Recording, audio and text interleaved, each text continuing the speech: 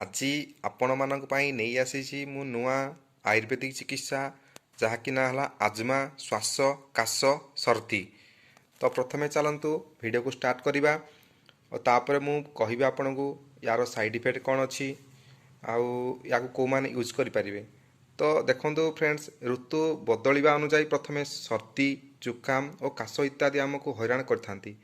ବେଳେବେଳେ ଶୁଖିଲା କାଶ ମଧ୍ୟ ହୋଇଥାଏ, ଫଳରେ ତଣ୍ଟି ଓ ଗଳାରେ ପ୍ରବଳ କଷ୍ଟ ହୁଏ। ଦ୍ୱିତୀୟ, ପାଚନ କ୍ରିୟା ଠିକ୍ ଭାବରେ ନହେଲେ ମଧ୍ୟ ପେଟରେ ଗ୍ୟାସ୍ ହୁଏ, ଫଳରେ କଫ ତିଆରି ହୋଇଥାଏ। କଫକୁ ଠିକ୍ ରୂପେ ନିୟନ୍ତ୍ରଣ କରିନପାରିଲେ ଏହା ତଣ୍ଟି ଗଳାରେ ରହିଥାଏ ଏବଂ ଧୀରେ ଧୀରେ ଏହା ଶୁଖିଥାଏ। ସେଥିପାଇଁ ସମସ୍ତେ ନିଶ୍ୱାସ ପ୍ରଶ୍ୱାସ ନେବାରେ ଅସୁବିଧା ହୋଇଥାନ୍ତି, ଯେପରିକି ଜଳବାୟୁ ପ୍ରଦୂଷଣ, ଧୂଳିକଣା, ଧୂଆଁ, ମଶା ଧୂଆଁ ଇତ୍ୟାଦି ଦ୍ୱାରା ମଧ୍ୟ ହୋଇଥାଏ। ତେବେ ବ୍ୟସ୍ତ ନ ହୋଇ ରୋଗର ଉପଶମ ମୁଁ ଆପଣମାନଙ୍କୁ କହିଦେଉଛି। ଇଏ ଆପଣଙ୍କର ଆୟୁର୍ବେଦିକର ବାସା ଆବଲେହ ଏକ ଚଟଣି ଟାଇପ୍ର ରହୁଛି। ଏଥିରେ ଆପଣଙ୍କର ପୁରୁଣା ଖାସ, ଶ୍ୱାସ, ଚକ୍ଷ ରକ୍ତପିତ ଆଦି ମଧ୍ୟ ଭଲ ହୋଇଥାଏ।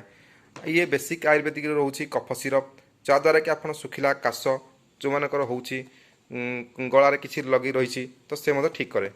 ତା ସହିତ ଆପଣ ୟୁଜ୍ କରିବେ ଶୀତ ପଲାଦି ଚୂର୍ଣ୍ଣ। ଏହାର ସେବନ ଦ୍ୱାରା ଆପଣଙ୍କର ଯେକୌଣସି କଫ ଛିଣ୍ଡୁ ନଥାଉ, ବାରମ୍ବାର କଫରେ ରକ୍ତ ପଡ଼ିଥାଉ, କଫ ଶୁଖିଲା କାଶ ଥାଉ, ବାରମ୍ବାର ଖାସ ହେବା ଦ୍ୱାରା ଏ ଶୀତ ପଲାଦି ଚୂର୍ଣ୍ଣ ଶ୍ରୀ ଶ୍ରୀ ରବିଶଙ୍କରଙ୍କର ଆସୁଛି, ବଢ଼ିଆ କାମ ଥାଏ। ଆଉ ଇଏ ହେଲା ପଞ୍ଚ ତୁଳସୀ ଅର୍କ। ୟାରକୁ ମଧ୍ୟ ମୁଁ ପୂର୍ବରୁ ଭିଡ଼ିଓରେ ୟା ବିଷୟରେ ମୁଁ କହିଦେଇଥିଲି ଆପଣଙ୍କୁ। ୟାର ଆଉ ଟିକେ କହିଦେଉଛି, ଯେକୌଣସି ପ୍ରକାର ଖାସ, ଆଲର୍ଜି, ୟାଦ୍ୱାରା ପାଟି ଦୁର୍ଗନ୍ଧ, ଝାଳ ଦୁର୍ଗନ୍ଧ, ପରିସ୍ରା ପଡ଼ା ଆଉ ଫ୍ଲୁ, ମ୍ୟାଲେରିଆ ଆଦିରୁ ମଧ୍ୟ ଇଏ ଥାଏ। ୟାକୁ ଗୋଟେରେ 2 ଡ୍ରପ୍ 1 ଗ୍ଲାସ୍ ପାଣି ସହିତ ସେବନ କରନ୍ତୁ, ଯାହାଦ୍ୱାରା କି ବହୁତ କିଛି ବେନିଫିଟ୍ ଆଉ ଇମ୍ୟୁନିଟି ସିଷ୍ଟମ୍ ଆସିଥାଏ। ତ ଫ୍ରେଣ୍ଡସ୍, ୟାକୁ ସମସ୍ତେ ୟୁଜ୍ କରିପାରିବେ। ୟାର କୌଣସି ସାଇଡ଼୍ ଇଫେକ୍ଟ ନାହିଁ।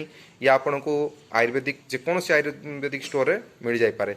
ତ ଫ୍ରେଣ୍ଡସ୍, ଯଦି ଆମର ଭିଡ଼ିଓଟି ଆପଣମାନଙ୍କୁ ଭଲ ଲାଗୁଛି ତାହେଲେ ନିହାତି ପକ୍ଷେ ସବସ୍କ୍ରାଇବ୍ କରନ୍ତୁ, ସେୟାର କରନ୍ତୁ, ଲାଇକ୍ କରନ୍ତୁ ଆଉ କମେଣ୍ଟ ମଧ୍ୟରେ ମତାମତ ଦିଅନ୍ତୁ ଯେ ଆପଣମାନଙ୍କର କୌଣସି ପ୍ରକାର ରୋଗ ଥିଲେ ମୋତେ କୁହନ୍ତୁ, ତ ମୁଁ ତା ଆପଣଙ୍କୁ ଭିଡ଼ିଓ ମାଧ୍ୟମରେ ଜଣାଇ ପାରିବି।